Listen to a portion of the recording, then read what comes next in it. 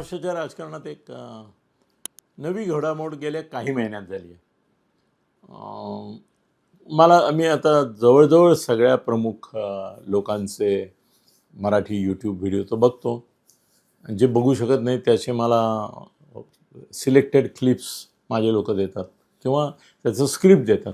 आता स्क्रिप्ट सहजपणे मिळतं माहिती आहे ना तुम्हाला. समजा ऐकायला वेळ नसेल तर तुम्ही एक ॲप आहे त्याच्यामध्ये जर तो व्हिडिओ टाकला तर तुम्हाला त्याचं स्क्रिप्ट मिळतं. म्हणजे तुम्ही पटकन असं नजर टाकून मोकळे होऊ शकता. तर वॉट एव्हर इट इज. तर मला असं एक घटना लक्षात आली की ज्याची दखल आपल्याकडे नाही घेतलेली. ती म्हणजे आता प्रथमच महाराष्ट्रामध्ये पूर्वी कसं होतं, बॉस पक्षाचा अध्यक्ष, पक्षाचा नेता, सर्वोच्च नेता, हायकमांड वगैरे गोष्टी होत्या.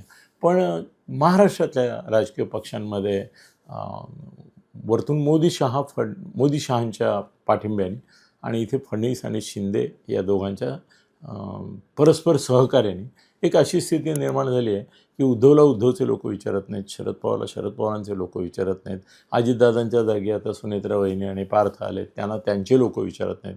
ह्या सगळ्यांशी प्रथमच महाराष्ट्रामध्ये असं दिसतं आहे की व्हाया नेता असे धागेदोरे जमवणं किंवा त्यांच्या माध्यमातून संवाद साधणं बंदच झाला आहे व्यवहार. आता डायरेक्ट 1 to 1मध्ये एकेकाशी डील केलं जात आहे.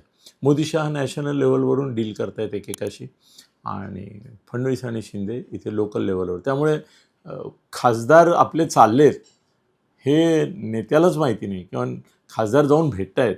आता काल पटेल आणि तटकरे फडणवीसांना जाऊन भेटले. त्याच्यावर पेपरवाल्यांच्या हरामखोरीची तर उदाहरणं पेपर वाचा म्हणजेच कळतील. त्याच्यावर म्हणे सुनेत्रा वहिनींनी जाब विचारला तटकऱ्यांना, असं पेपरवाल्यांनी छापलं आहे. आहे का हिंमत? सुनेत्रा वहिनींची हिंमत आहे का तटकऱ्यांना जाब विचारण्याची, पटेलांना जाब विचारायची? अरे बाप आहेत ते. आता त्यांना डायरेक्ट मोदी शहांचा पाठिंबा आहे, फडणवीस आणि शिंदेंचा पाठिंबा आहे. पक्षामध्ये लोक ही सुनेत्रा वहिनी म्हणजे असून अडचण नसून खोळंबा झाला या भूमिकेत. पार्थ तर काय म्हणतात तर नाकामागून आला आणि तिखट झाला किंवा खांद्यावर घेतला आणि कानात मुतला अशी अवस्था पार्थची झाली सध्या लोकांच्या दृष्टीने. Parth, people now from Ajitdada Congress hate Parth. Sunetra वहिनींबद्दल सिंपथी असते देखील त्यांना असं वाटतं की ही बाई आपला पक्ष खड्ड्यात घालणार.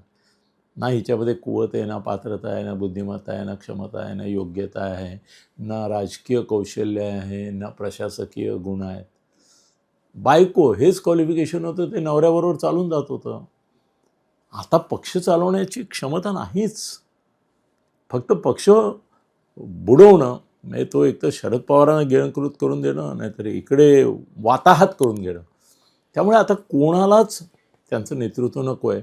मग तुम्हाला हवं असेल तर अजितदादा या फोटोत बसलेत, ते मृत होऊन बसलेत. तुम्ही जिवंतपणे एका फोटोत बसा, तुमचे फोटो लावतो आम्ही कार्यालयामध्ये. काय भूमिका आहे आता अजितदादाच्या लोकांची? तुमचाही एक फोटो लावतो आम्ही, त्याला हार घालतो, तुम्हाला तिथे सन्मानाने ठेवतो. फार तुमची इच्छा आहे का की माझ्याबरोबर पार्थचं पण लावा, जयचा पण लावा? ते पण लावू, पण फोटोतून खाली उतरून राजकारणामध्ये आम्हाला त्रास देऊ नका. याचं कारण असं आहे की तुमच्यामुळे, तुमच्या हट्टीपणामुळे तुम्ही ते झाले उपमुख्यमंत्री, पोराला खासदार केला, दुसऱ्याला पण सगळ्या कुटुंबामध्ये तिघांची सोय लावून घेतलीत. आम्हाला रस्त्यावरच ठेवला आहेत ना तुम्ही वाटाघाटी करत नाही, तुम्ही शेअर मागत नाही, तुम्ही मुखदुर्बळपणा करता. तुम्हाला मिळालं आहे ना मला मुख्यमंत्रीपद, मिळालं आहे ना माझ्या पोराला खासदारकी, कदाचित मंत्रिपद पण मिळेल, तुम्ही खुश. तुम्हाला काही घेणं नाही पक्षाचं, याबाबत सगळ्यांची खात्री आहे. आणि पटेल काय, तटकरे काय, भुजबळ काय, ह्यांना सगळ्यांना कळून चुकलं आहे की ही बाई स्वार्थी आहे. ही फक्त स्वतःचं बघते आणि नसलेला अधिकार गाजवायचा प्रयत्न करते. तिला कुणी अधिकार दिलाच नाही. जो कागदोपत्री होता तो पण हिरावून घेण्याची आता कारस्थानं चालू केली त्यांनी. यांनी जेव्हा बघितलं की त्या लेटरहेडच्या आणि याच्या बळावर, तथाकथित एका पदाच्या बळावर ही अभोगाच आपला छळ करते, आम्हाला सहवास मिळत असताना विजनवास आणि वनवास हिच्यामुळे भोगावं लागणार आहे. त्यांनी सरळ डायरेक्ट आता फडणवीस आणि यांच्याशी गेले. काय हिंमत आहे का? तटकऱ्यांना मी ओळखतो. तुम्हाला मी माझ्या फोनवर मी तटकऱ्यांशी बोलल्याचे हे नाही दिसणार तुम्हाला काय बोललो ते, पण तुम्हाला बाण तर दिसतील की माझा मिस कॉल गेला आहे, त्यांचा कॉल आला आहे, हे तर माझ्याकडे दाखवू शकतो ना तुम्हाला, की याचा अर्थ मी या सगळ्यांच्या संपर्कामध्ये कुठेतरी मी मिस कॉल देतो. त्यांना जेव्हा योग्य असेल, वेळ असेल, बरं अनिल थत्तेशी बोलायचं म्हणजे ते एकांतातच बोलतात, त्याप्रमाणे बोलतात. आणि त्यांचं मी पथ्य सगळ्यांचं पाळतो, की on the record, off the रेकॉर्डची गलबलत मी करत नाही आहे.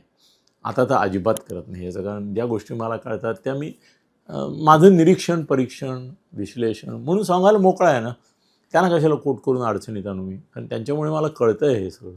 तर त्याच्यामध्ये एक गोष्ट स्पष्ट आहे, की आपल्या इकडे काय म्हणतात त्याला, फाट्यावर मारणे अशी एक गोष्ट आहे. तसं काही नाही, पटेल आणि तटकरे, इव्हन भुजबळ, हे सगळे जेवढे त्यांचे नेते आहेत त्या सगळ्यांचं ह्या 3 पवार सोडले तर फडणवीस शिंदेशी अतिशय चांगलं आहे. पेपरवाले मूर्ख आहेत किंवा त्यांना TRP हवा असतो का सर्क्युलेशन हवं असतं माहीत नाही मला, का त्यांनी पण आता काही पार्ट्या घेतल्या, सुपाऱ्या घेत आहेत मला माहिती नाही. पण ते पण ज्या बातम्या देतात त्या बातम्यांतलं वैफल्य, खोटेपणा असा कळत असतो. एकदा मोठ्या नेत्याबरोबर बसून बातम्या ऐकत होतो मी. तो माझ्या बाजूला बसला होता आणि त्याच्याबद्दलची बातमी दाखवत होते आणि आम्ही आधी जवळजवळ 15-20 मिनटं त्याच विषयावर बोलत होतो. तो म्हणाल, बघ माझ्या नावावर काय खपवत आहेत बघ. मग म्हटलं, तुला बोललेलं दाखवत नाहीत, पण तुला असं वाटतं, असं त्यांना वाटतं, असं ते सांगतायत लोक. पण हेच तर झालं आहे, आम्हाला आता बोलायची पण गरज यांनी ठेवली नाही. याला जे वाटेल ते बोलतात म्हणे. बघ ना, मी जे तुला बोलतोय बरोबर त्याच्याविरुद्ध माझ्या नावावर खपवतात. हां, असं चालूच आहे. तर व्हॉट एव्हर इट इज. तर आता सुनेत्राबाईंनी अजिबात निष्प्रभ, एक योग्य शब्द आहे, निस्तेज तर त्या होत्याच, निस्सत्व होत्याच, असं त्यांचा एकूण कारभार निर्जीवच आहे. काही नाही, दादांच्या तिकडल्या संस्थांमध्ये फक्त सह्या करण्याचं काम होतं त्यांचं, बाकी काही त्या कर्तृत्व गाजवत नव्हत्या.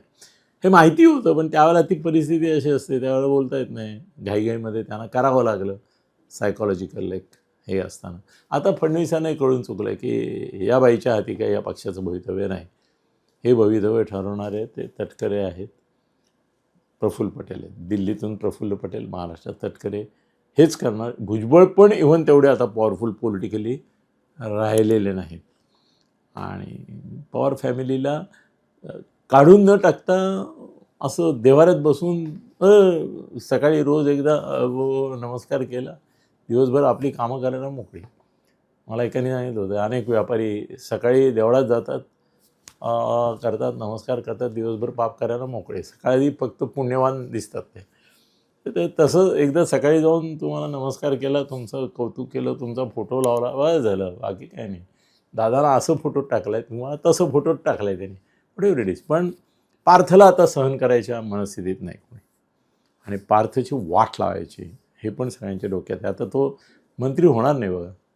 ह्याचं कारण की राष्ट्रवादीतल्याच अजितदादांची जी राष्ट्रवादी, मी अजून अजितदादांचीच म्हणतो, मध्ये सुनेत्रा देवींची म्हणत होता, आता ते बंद केलं नाही, आता अजितदादांची, त्यांच्यापैकी कोणालाही पार्थला काही करावंसं वाटत नाही. पार्थच्या म्हणजे या अजितदादांच्या पक्षामध्ये ज्यांना पदं वरती आणि खालती मिळतील ती माणसं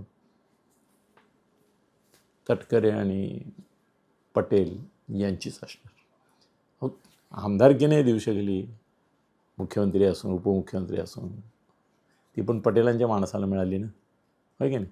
तर त्यामुळे तो विषय खरं म्हणजे आता पोपट मेलाय असं सांगायचं नाही, पण ते पद जे आहे त्याची प्रतिष्ठा गेलेली आहे, पद गेलेली आहे, त्याच्याबद्दलचं वलय गेलेलं आहे.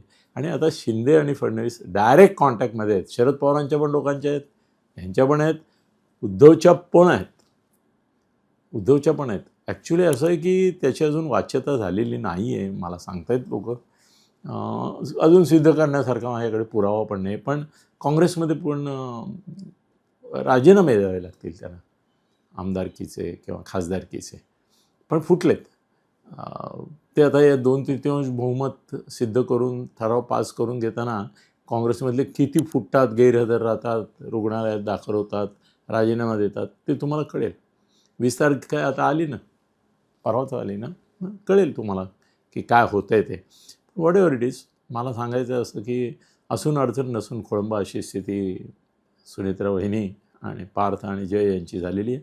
आणि डायरेक्ट नातं मोदी शहांनी पण जोडलेलं आहे सगळ्या पक्षातल्या लोकांशी. बघा ना तुम्ही की ममताला माहीत नव्हतं आपले एवढी माणसं फुटली, आमदार फुटले, खासदार फुटले फुटले ना. 15 वर्ष ज्यांच्यावर राज्य केले त्यांनी, ते लोक सोडा, त्यांनी तर पाडलंच तिला, पण तिची माणसं सोडून गेली. शरद पवारांनाही आता प्रश्न काय आहे, एकतर मी यांच्याबरोबर फरफटत गेलो पाहिजे, नाहीतर माझं तात्पुरतं तकलादू खोटं का होईना काहीतरी अस्तित्व, तत्व, सत्व, प्रभुत्व, महत्त्व आहे अजून, आणि माझ्या पोरीचं भलं करा एवढं बार्गेन करण्याकरता मोदी शहांना प्रत्यक्ष अप्रत्यक्ष शरण गेलंच पाहिजे. उद्धव चळचळा कापतोय आता. उद्धव संजयला सांगतोय की तू आता मोदी शहांना दुखू नको, आपण त्यांना पाठिंबा देऊया, याला हे करूया ते करूया. इकडे रामरक्षा म्हणतोय आणि इकडे आपल्याच पक्षाची रक्षा म्हणजे रक्षण नाही, रांगोळी होईल याची व्यवस्था करतोय. एकूण चित्र असं आहे मित्रांनो की मोदी शहा आणि फडणवीस आणि शिंदे हे केवळ त्यांच्या पक्षाचे नव्हे तर विरोधी पक्षांचे देखील, काँग्रेस सोडून सूत्रधार आहेत. पण काँग्रेसमध्येही मोठी फूट होणार आहे. आणि 20 तारखेला तुम्हाला पार्थ आणि सुनेत्रा देवी यांचं वर्चस्व संपल्याचं स्पष्ट होईल आणि तटकरे आणि तुमचे प्रफुल्ल पटेल हेच राज्य करतात हे पुन्हा एकदा सिद्ध होईल. बऱ्याच तपशील आहेत, बोलूया वेळोवेळी. धन्यवाद.